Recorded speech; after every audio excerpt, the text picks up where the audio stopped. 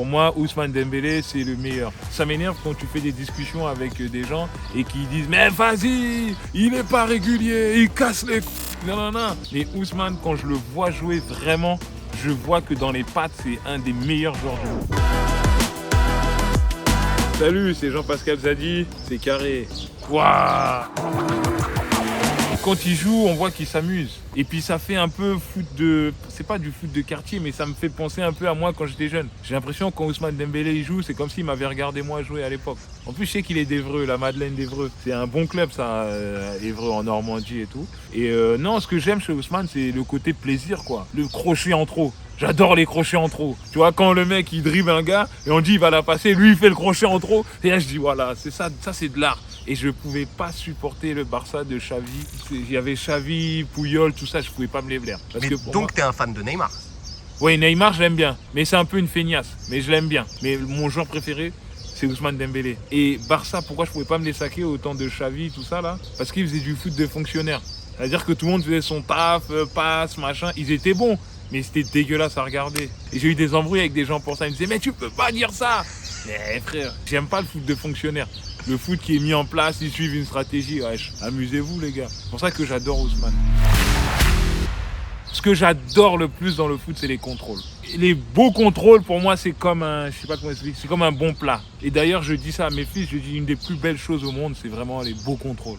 Par exemple, le but de Benzema contre la Suisse, quand la balle elle vient par derrière, comme ça, il la contrôle, il se la met devant. Moi, quand je vois ça, j'ai envie de sauter par la fenêtre.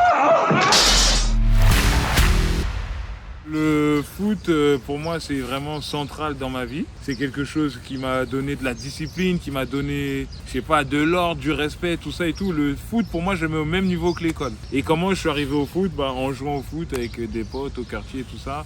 J'ai grandi à Caen, dans une petite ville qui s'appelle Ifs.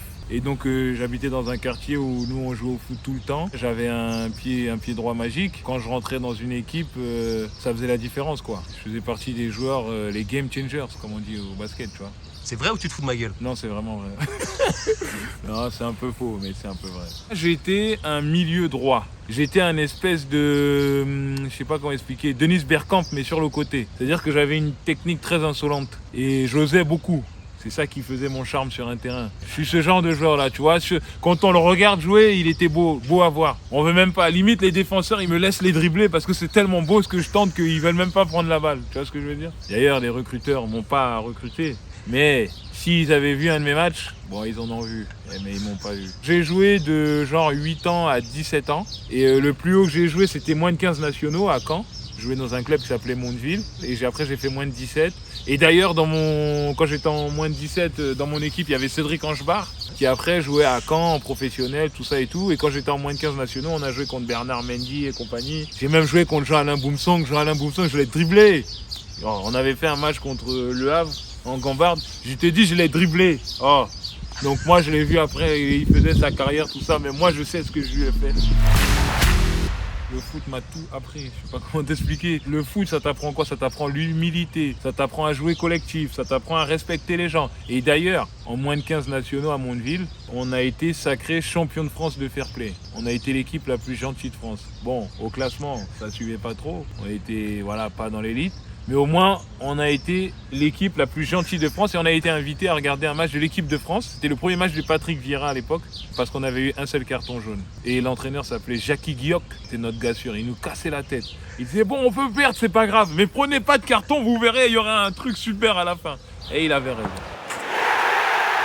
Il y a plusieurs stades Malherbe. Il y a le stade Malherbe à l'époque du stade de Venoy et après il y a le stade Malherbe quand on est parti à Dornano. Alors le Venoy c'était celui de mon cœur où j'y allais tous les samedis, tout ça et tout. Et Dornano après c'est là que ça a commencé à être un peu, voilà, club un peu bien, tout ça, la hype, Thomas Lemar formé là-bas, N'Golo Kanté. C'était bien mais c'est pas le Venoy. Le Venoy c'était vraiment la pépite, c'était le nectar. Xavier Gravelaine c'était le nectar. Mais on respecte le stade Malherbe de Caen. Mais non, ça reste quand même le club de mon cœur et je serai toujours stade Malherbe, SMC. Je vais vous raconter les 3 meilleures anecdotes de foot de ma vie. Quand j'étais petit, en fait, on n'avait pas trop de thunes, tu vois, on était un peu pauvres. Un peu, pas mal pauvres. Et pour la finale de la Ligue des Champions, Marseille-Milan AC en 93, pas genre 2 jours avant, ma télé elle était tombée en panne. On n'avait plus de télé. Et donc mon père qui est un énorme fan de foot et tout, et ma mère elle se foutait un peu de notre gueule.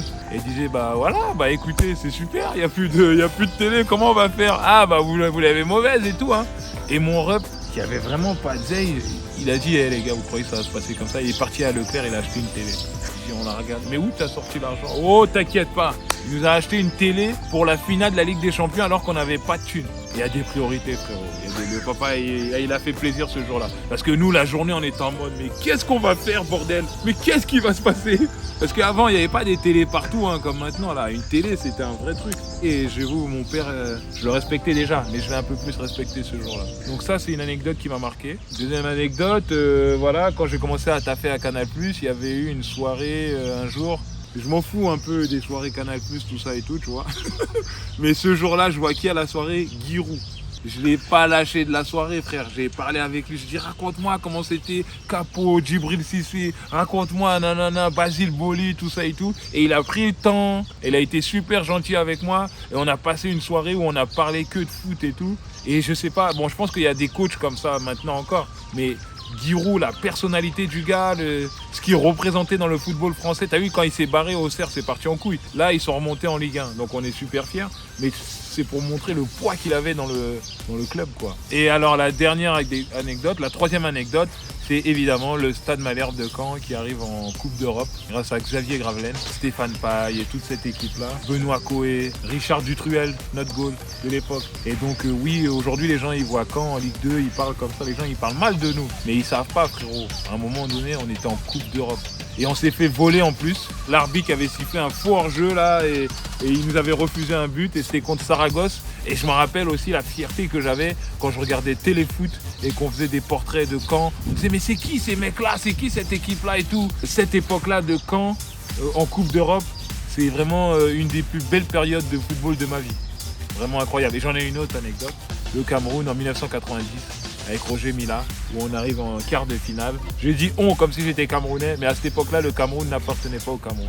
Le Cameroun appartenait à toute l'Afrique. Cette Coupe du Monde-là en 90, ça fait partie en plus des premières Coupes du Monde où je commence vraiment à regarder, j'ai 10 ans, tu vois, et je vois Roger Mila qui danse comme ça, là, devant le poteau de corner. Et en plus, on bat l'Argentine 1-0, l'Argentine de Maradona, tout ça. Et je me rappelle de ce salopard de Suarez qui avait mis la main contre le Ghana, et en plus, il était content. Mais qu'est-ce que je l'aime pas, ce mec? Pour moi, c'est le diable. C'est-à-dire qu'il a triché et il était content. Je sais pas si les gens s'en rappellent. Ghana-Uruguay, ça fait 1-1, je crois. À la dernière minute, l'autre, il met une tête, ça peut rentrer dans le but. Et Suarez qui met la main. Après, penalty. Et le mec, il rate le penalty. Et t'as Suarez qui est comme ça. Mais laisse tomber. Je me dis, mais lui, il a pas d'honneur. Il a pas de... Je peux pas me le saquer, ce Suarez. Alors là, garde-le. Je peux pas me le blaire. Merde. C'était comment déjà? J'ai un mytho extraordinaire. Ça, c'est la petite anecdote pour Carré. Et franchement, je lui dis bravo. Bravo, t'as été bon. Je me suis dit, mais les mecs, ils ont pas de limite. Mathys Tel est le futur du Bayern Munich. Salut à tous, c'est Mathys Tel. C'est carré. Abonnez-vous.